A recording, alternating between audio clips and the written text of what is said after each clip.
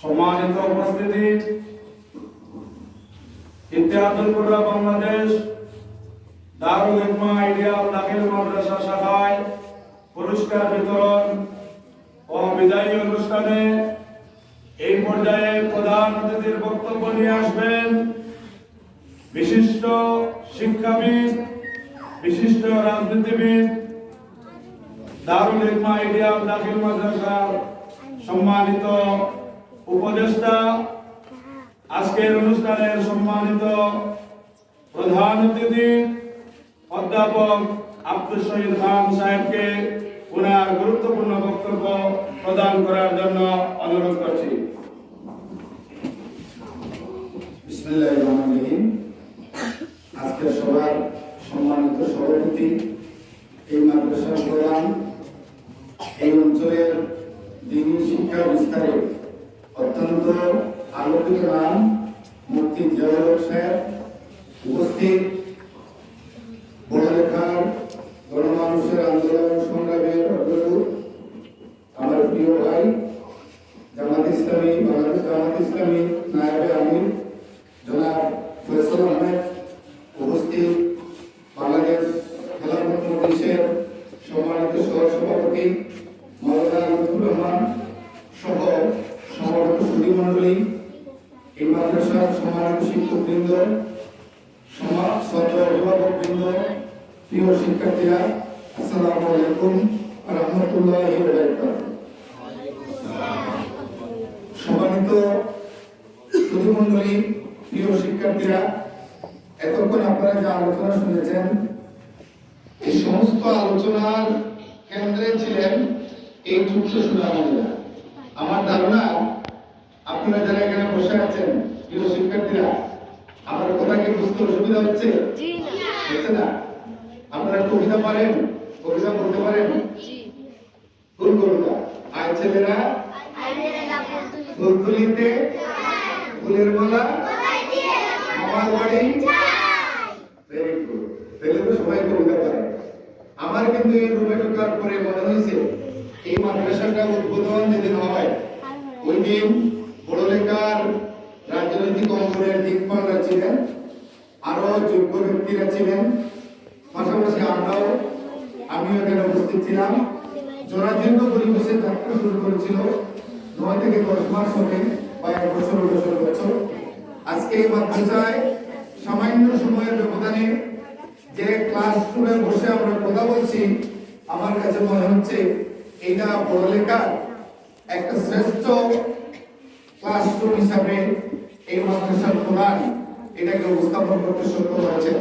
কারণ এই ক্লাসরুমে ঢোকার পরে একদম বোকা প্রতিবন্ধী শিক্ষার্থীও খুব সহজে সে 3টি মৌলিক ভাষার সাথে পরিচিত হতে পারবে। শুধু ভাষা বর্ণের সাথে পরিচিত হতে পারবে, শুধু বর্ণের সাথে পরিচিত হবে না, আমাদের মাতৃভাষা বাংলা কয়টি স্বরবর্ণ, কয়টি ব্যঞ্জন বর্ণ, এক ঝলকে এগুলোর সাথে পরিচিত হতে পারবে। আরবি হরফগুলোর সাথে পরিচিত হতে পারবে। আর ইংরেজি হরফ কয়টা? 29টা, এটার সাথে পরিচিত হতে পারবে। 26টি ইংরেজি অক্ষরের সাথে মানে এরা পরিচিত হতে পারবে।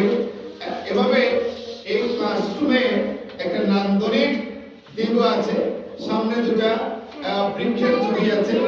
আমরা যদি এই ক্লাসরুমটাকে নিয়ে বিশ্লেষণ করে কথা বলি, তাহলে বলবো এই মাদ্রাসার ভবিষ্যৎ কি হবে। এখান থেকে কিছুটা নমুনা, এখান থেকে কিছুটা আমরা কিন্তু আজকে এখান থেকে উপলব্ধি করতে পারতেছি। এখানে ফয়সাল ভাই অত্যন্ত সুন্দরভাবে উপস্থাপন করেছেন। প্রিয় শিক্ষার্থীরা, আসলে আমরা যারা জেনারেল লাইনে লেখাপড়া করেছি, কলেজ বিশ্ববিদ্যালয়ে লেখাপড়া করেছি, আসলে আমাদের মনে একটা আক্ষেপ কাজ করে, ফয়সাল ভাইয়ের মতো আমারও মনে একটা আক্ষেপ কাজ করে। ফয়সাল ভাইয়ের একটা সন্তান মিশরের আল আজহার বিশ্ববিদ্যালয়ে লেখাপড়া করার জন্য গিয়েছেন। আমার কিন্তু এই সুযোগটা হয় নাই। আমার বাচ্চাগুলো বড় হয়ে গেছে, মেয়েদেরকে বিয়ে দিয়ে দিয়েছি, লেখাপড়া প্রায় শেষ করে ফেলেছে এবং ছেলেগুলো মাস্টার্স করে ফেলেছে, একটা ছেলে ইন্টারমিডিয়েটে পড়ে। এই সিচুয়েশনে এই পর্যায়েও আমি পারতেছি না। আপনারা যারা এখানে অভিভাবকরা আছেন, আমার ধারণা আমাদের এই কথা থেকে আমার ফসল ভাইয়ের কথা থেকে আমাদের কথা থেকে আপনারা উৎসাহিত হবেন। বিশেষ করে কোরআন নাজিলের যে 1 মাস, এই 1 মাস কোরআন শিক্ষার জন্য বাচ্চাদেরকে শিশুদেরকে আপনারা এই প্রতিষ্ঠানে দিয়েছেন, এর থেকে ভালো কাজ পৃথিবীতে আর কিছু আছে বলে আমি মনে করি না। কারণ হচ্ছে অত্যন্ত স্পষ্ট হাদিস, যেটা ইতিমধ্যে অনেক উলামা ইকরাম বলেছেন, খায়রুকুম মান তাআল্লামাল কুরআন ওয়া আল্লামাহু, আপনাদের মধ্যে তোমাদের মধ্যে যারা কোরআন শিক্ষা করে এবং শিক্ষা দেয় এরাই সবচেয়ে উন্নত এবং উত্তম ব্যক্তি, উত্তম মানুষ। এখানে ভাই অত্যন্ত সুন্দর করে এটা বিশ্লেষণ করেছেন, ব্যাখ্যা করেছেন।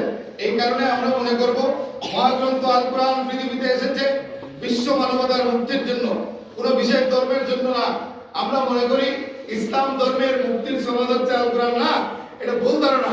আমরা দেখেছি ইতিমধ্যে যারা এই মহাগ্রন্থ আল কোরআনের ভুল ধরার চেষ্টা করেছে এবং এই গ্রন্থ নিয়ে যারা গবেষণা করতে লেগেছে যে ভুল কোথায় কোথায় আছে, এই জিনিসগুলো যারা মানে ফাইন্ড আউট করার জন্য কোরআনকে নিয়ে কাজ করতে শুরু করেছে, তারা শেষ পর্যন্ত প্রায় সবাই এই কোরআনের মুখে এবং এটা যে ঐশিক বাণী, এটা যে আল্লাহর বাণী, এটা থেকে তারা পূর্ণ আস্থা আনতে সক্ষম হয়েছে এবং পরবর্তী সময়ে সবাই কিন্তু কোরআনের উপর ঈমান এনেছে, সবাই কিন্তু ইসলাম ধর্মে দীক্ষা নিয়েছে।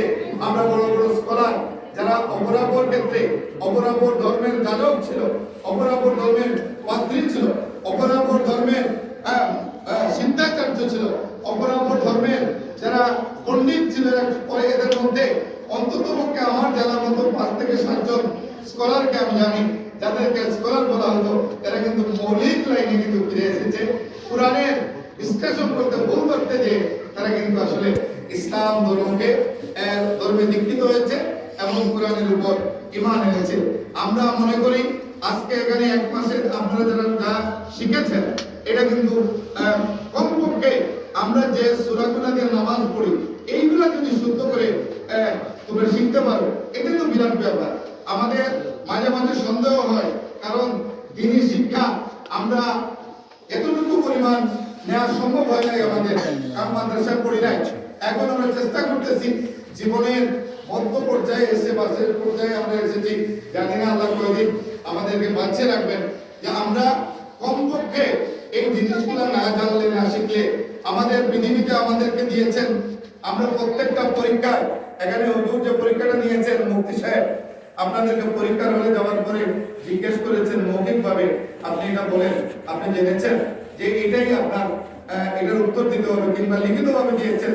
পরীক্ষার হলে যাওয়ার পরে প্রশ্ন আপনি পেয়েছেন, কিন্তু আল্লাহ পাক রব্বুল আলামিন আমাদের কবরে যাওয়ার পরে কি কি প্রশ্ন করা হবে সবগুলো প্রশ্ন আগে আউট করে দিয়েছেন, যে কি জিজ্ঞেস করা হবে কবরে যাওয়ার পরে। আর পরীক্ষার আগে প্রশ্ন কি কি জিজ্ঞেস করা হবে এটা বলে দিয়েছেন। কিন্তু এরপরেও আমরা কয়জন দিতে পারবো, কে দিতে পারবো এগুলোর উত্তর? একমাত্র আমরা আশা করি, আমরা আল্লাহর কাছে দোয়া করি, প্রার্থনা করি, ক্ষমা চাই, যে আমরা যাতে আপনার বলে দেয়া, আপনারা আগে জানিয়ে দেয়া এই প্রশ্নগুলোর উত্তর যাতে আমরা দিতে পারি। প্রিয় শিক্ষার্থীরা, এত সুন্দর একটা আয়োজন এখানে করেছেন মুফতি জিয়াউল হক সাহেব, আমি ব্যক্তিগতভাবে ওনাকে খুবই সম্মান করি। আরো উলামায়ে কেরাম প্রত্যেকের প্রতি আমার সম্মান আছে, কিন্তু উনি, আমি আজিমপুর সুজানগরে দেখেছি উনি যে মাদ্রাসাটা করেছেন, এই আদলে সম্ভবত এখানে আরেকটা মাদ্রাসা কুমিল্লা সদরে হবে। এটা আমি একটা নমুনা আজকে এখানে দেখতে পাচ্ছি, উদ্বোধনের পরে আজকে দ্বিতীয় দিন এসে আমি দেখতে পাচ্ছি। আমি বিশ্বাস করি এই যে বাগান উনি যেটা তৈরি করতেছেন, একটা ফুলে কিন্তু ছেলেমেয়েরা কথা না বললে কিন্তু আমি মনে করি শিশু না, কথা বলবে। একটা কথা মনে রাখবে, একটা ফুলে যেমন একটা বাগান হয় না, অনুরূপ ভাবে এক শ্রেণীর শিক্ষার্থীর দ্বারা একটা প্রতিষ্ঠান গড়ে ওঠে না। এখানে ফলাফল প্রকাশ হয়েছে, আপনারা পরীক্ষা দিয়েছেন, ওই পরীক্ষায় কিন্তু কেউ প্রথম হয়েছেন, দ্বিতীয় হয়েছেন, তৃতীয় হয়েছে। আমরা মনে করি যারা এখানে এসেছেন সবাই একটা বাগানের একটা ফুল, কারণ কেউ গোলাপ, কেউ কৃষ্ণচূড়া, কেউ মালতীলতা, কেউ হাসনাহেনা, এইভাবে এক একজন এক একটা ফুল, এক একটা ফুলের সৌরভ এক এক রকম। আমরা মনে করি এই 1 মাস আপনারা যে শিক্ষা গ্রহণ করেছেন, এই শিক্ষার মধ্য দিয়ে আপনাদের হৃদয়ে, আপনাদের চরিত্রে যে ফুলের সুবাস আপনারা অর্জন করেছেন, তার সমাজে বিলিয়ে দিবেন, এই আশাবাদ ব্যক্ত করছি। আজকে এত গুণীজনের মধ্যে আমাকে মুফতি জিয়াউল হক সাহেব দাওয়াত করেছেন, আসতে কিছুটা দেরি হয়েছে, এই জন্য ক্ষমা চেয়ে সমবেত সকলের প্রতি সম্মান, শ্রদ্ধা, ভালোবাসা জানিয়ে আমার কথা এখানে শেষ করছি। এই মাদ্রাসার উত্তরোত্তর উন্নতি সমৃদ্ধি কামনা করছি। আসলে কোরআনকে আমরা যদি আঁকড়ে ধরি, কোরআনকে যদি আমরা নিয়ে গবেষণা করি, আমরা দেখবেন আজকে জীবনে আমরা যারা কোরআন মানে না তাদের মধ্যে কোরআনের বিষয়গুলো চলে গেছে, আর যারা কোরআনের মৌলিক আমরা অনুসারী আমাদের মধ্যে এটা নাই। আমি একটা এক্সাম্পল দিই, কথা লম্বা হয়ে যাচ্ছে, ক্ষমা চেয়ে নিচ্ছি। এই সিলেটে প্রথম এই যে ব্রিটিশ এম্বাসির একটা ব্রাঞ্চ আসলো, এই ব্রিটিশ এম্বাসির ব্রাঞ্চ আমি এবং আমার বন্ধু আমরা একটা জায়গায় যাচ্ছি নয়সড়ক দিয়া, দেখলাম দুইজন ব্রিটিশ দম্পতি সকালে যাওয়ার পথে দেখলাম যে এক জায়গায় দাঁড়িয়ে আছে, আসার পথে দেখি এই একটু সামনে ওই জায়গায় দাঁড়িয়ে আছে। আমার বন্ধু সেই ইংরেজিতে অনার্স মাস্টার্স করছে, আমরা ইউনিভার্সিটি থেকে চিটা, সে গিয়ে জিজ্ঞেস করলো, আমাদের ইউনিভার্সিটি যাকে গিয়ে জিজ্ঞেস করলো যে আপনার প্রবলেম কি। যাওয়ার পথে অনেক আজকে দেখুন থেকে 3 দিন আগে দেখলাম যেখানে আপনি আছেন এখনো নাকি এই জায়গায় আছেন। হ্যাঁ, উনি উত্তর দিল যে সামনের লাইনগুলা মার্কগুলা শেষ হচ্ছে না বলে উনি দাঁড়িয়ে আছে। এরপরে আমরা খবর নিয়ে জানলাম সামনে রাতের বেলা কিছু ইট রাখছে এই যে জায়গাগুলো বিক্রি করতেছে, যে একটা এই আপনি ওই জায়গায় ঢুকেন তাহলে 500 টাকা দেন একটা লাইনে, এরকম মানে করতেছে। এতে কি প্রমাণিত হলো? আপনি ব্যাংকে যান, বিমায় যান, বিভিন্ন জায়গায় যান, রেল স্টেশনে যান, দেখবেন যারা আমাদের ধর্ম মানে না তারা লাইনে দাঁড়িয়ে আছে, একজনের আগে আরেকজন যাওয়ার চেষ্টা করছে না।